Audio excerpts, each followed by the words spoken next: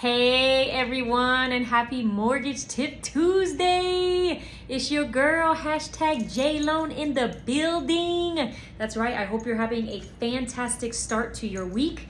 I have a great video that I decided to do because of the fact that I get asked this question so much in this market, right? It's, what do you think is the best option for me to do in this market if the seller is willing to help? What options should I choose? Okay, and I did 3 different scenarios on that, which is scenario 1, should we lower the sales price?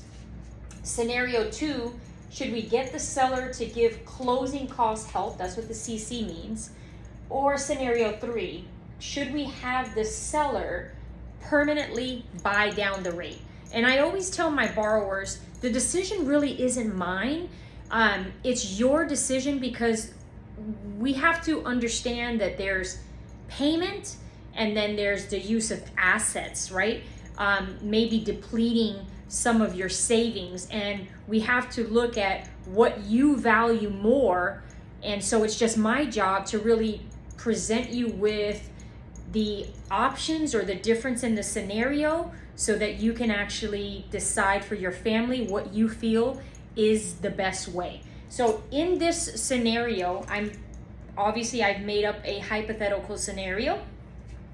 In this scenario, it's a $400,000 purchase price, because that's right around where your average home price is here in the Dallas-Fort Worth area, and with a 3.5% down payment, which is $14,000, which would bring your loan amount to, oh, you can't see it, so let me change it, $386,000 on this actual scenario, okay? And what happens is your estimated closing costs range, but I always say, to be safe, it is safe to estimate 3% of your sales price always, to give you just a good estimate of what your closing costs will be, okay? Which is, on this $400,000 home, would be $12,000, okay? Now, estimated out of pocket if no one helps you, meaning the seller's not willing to help you, no one's helping you, you're not getting any grants. This is what your estimated out of pocket would be on a $400,000 house with 3.5% down. That would be $26,000. And where I got that from is the $14,000 down payment plus the $12,000 in actual closing costs, okay? And so that's what would happen if no one were going to help you, right? So your principal and interest payment at an estimated rate, okay? Remember, I cannot disclose rates in a video. It's just too much stuff. So I'm giving you an estimated scenario around about where rates are today, of 7.75%. That would lead you with a payment of principal and interest only of $2,814. So now I want to show you the differences of the 3 scenarios, okay? So the first scenario is pretty easy. Should I just lower the sales price, right?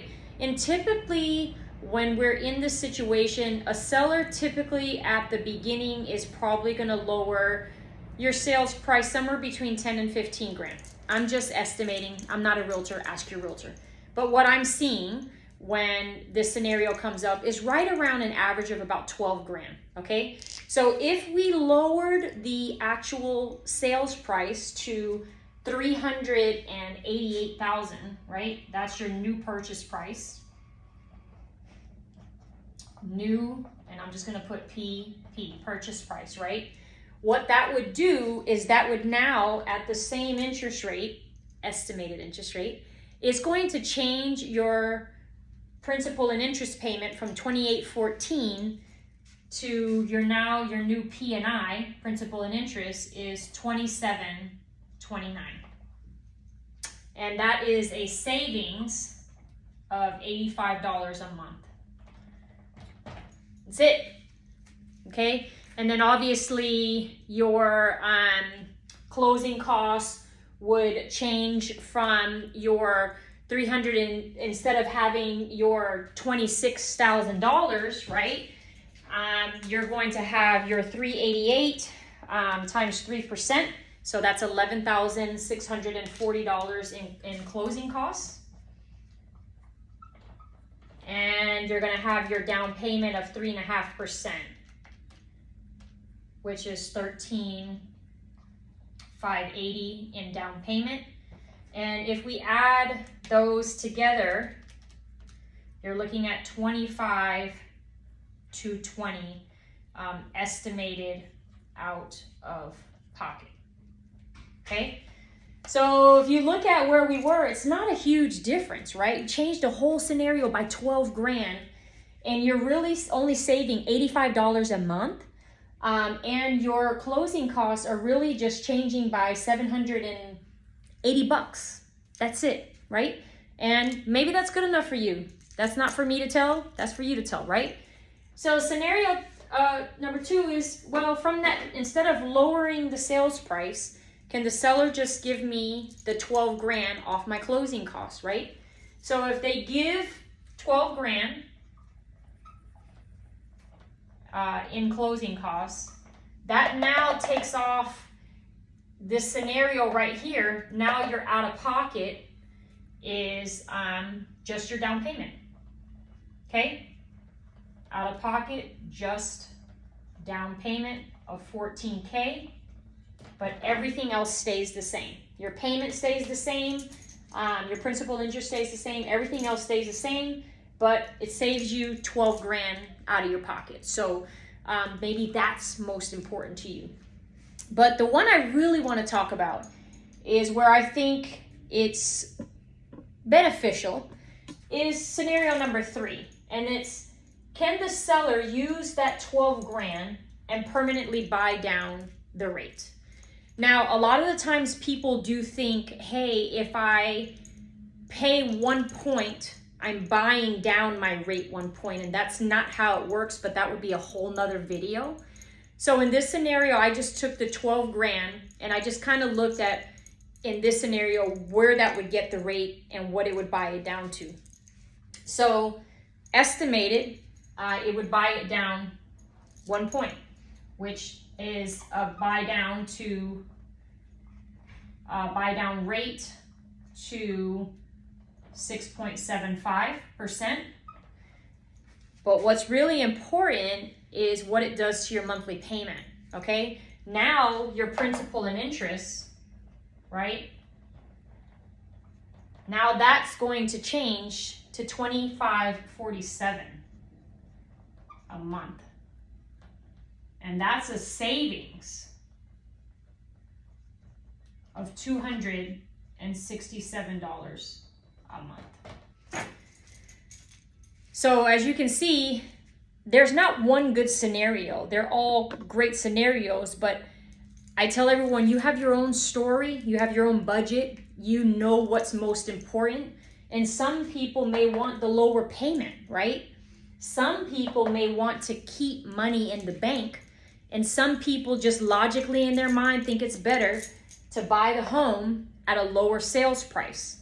So it's really up to you what you feel is best. I like best scenario 3, and how I like to show my borrowers is, well, although everything else stays the same, so if you can afford this right there and you have this right here, really in this scenario, he's giving you 12 grand. I just kind of look at, well, how many months would it take you to recoup the fact that you're paying the 12 grand, right? So if we take the 12 grand and divide it by your savings every month, right? It would take you 44 months, so less than 4 years before you truly start, I guess, saving the $267 on a 30-year mortgage. To me, that's not too bad. But in this market, we know that if rates start to drop or whatever happens with rates at whatever given point, because nobody really knows what's going to happen. But let's just say they drop, people will start to refinance, and then we're talking about a whole nother bunch of savings. So again, make sure that your loan officer or whoever you're using, if it's not me, is showing you these 3 different scenarios, because I show all of my borrowers these scenarios so that they make the best choice for their family, for their current situation, so that they feel comfortable with purchasing the home. So I hope that this is a great video, that you like it enough that you will like it, comment, and then obviously share this video on your timeline so that other people could see it, because the market is still hot. People are still buying and selling, but this scenario is coming up a lot, and you could be really, really helpful to someone who's just going through the same thing. So if I can help you, you know where to find me. I would love, love, love to help you, your family, your referral, your business partner, purchase a home, refinance a home, go over any scenario. So please reach out to me, 817-601-5456. It's your girl, JLoan. I'm gonna check off. I hope you have a fantastic rest of your week, and stay safe and be blessed. Talk to you next Tuesday. Bye-bye.